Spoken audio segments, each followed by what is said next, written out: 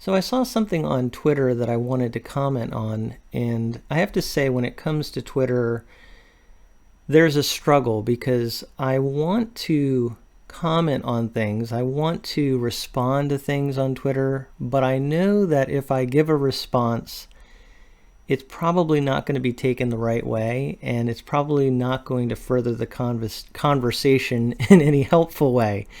And that's one of the struggles to me of this platform. So I thought what I would do is instead just do a video to make my comment. And I hope that doing a video like this will actually spur on thoughtful conversation, or at least if I'm going to make the comment, hopefully people will understand more where I'm coming from. Because I know people on Twitter will make comments like this, and it can come across when you get into conversations like you're attacking a person. And I'm really not trying to attack this person. Nevertheless, they made a very provocative statement, and I think it's worth thinking about and addressing what they're saying here, because it ties into a very big topic that people are talking about today. People have very strong views about this, and in our culture, very negative views about this. It's the topic of patriarchy. So this person here identifies, I believe, as a Christian. From what I know, they actually used to go to John MacArthur's church, according to their bio. But it says here, why would I want to support and trust a system that doesn't respect about 50% of humans and traditionally views them as property, refuses to give them a voice, and doesn't allow them any choice about really anything? How is that of Christ? Yes, I'm talking about patriarchy. So I had a couple of thoughts on this. First of all, if this is the definition of patriarchy, if this is what it really is, I can see the criticism here. If you're saying that there are 50% of humans that aren't respected and they're just viewed as property, they are not given any voice, they have no choice about anything, I can see the criticism here. However, I think that is lumping the idea of patriarchy all into just one idea, and it's a very extreme idea that's being put forth here as to what patriarchy could be taken as. This view of things definitely doesn't represent my view. Now, I do have a position that says men and women, by God's design, do have different roles, and God can assign different roles to men and women. He can differentiate those roles. And so I'm sure some people would look at my views as patriarchy, but I think this is kind of a straw man or a caricature of many people's position when they bring out things like this. But also I want to point out something. I just want to look at Jesus himself, because the question here is, how is that of Christ? And so the question I want to look at here is, how does patriarchy relate to the way Jesus conducted his ministry? And really, I have a very simple thing that I want to show here and just ask people to think about this. It says in Matthew chapter 10, he, Jesus, called to him his 12 disciples and gave them authority over unclean spirits to cast them out and to heal every disease and every affliction. The names of the 12 apostles are these. First, Simon, who is called Peter, Andrew his brother, James the son of Zebedee, and John his brother, Philip and Bartholomew, Thomas and Matthew the tax collector, James the son of Alphaeus, and Thaddeus, Simon the zealot, and Judas Iscariot, who betrayed him. So when you look at this list of the 12 apostles, what do you notice about this list? Now, if you're thinking about the topic we're talking about here, I think you can guess what I'm going for here. And it's the fact that Jesus, when he picked out his 12 apostles, he chose 12 men. We don't see any women in this group of apostles.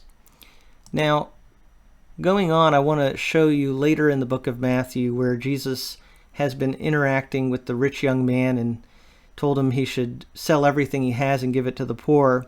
He made the comment to his disciples afterward that it's easier for a camel to go through the eye of a needle than for a rich person to enter the kingdom of God. And the disciples are interacting with Jesus about this whole situation.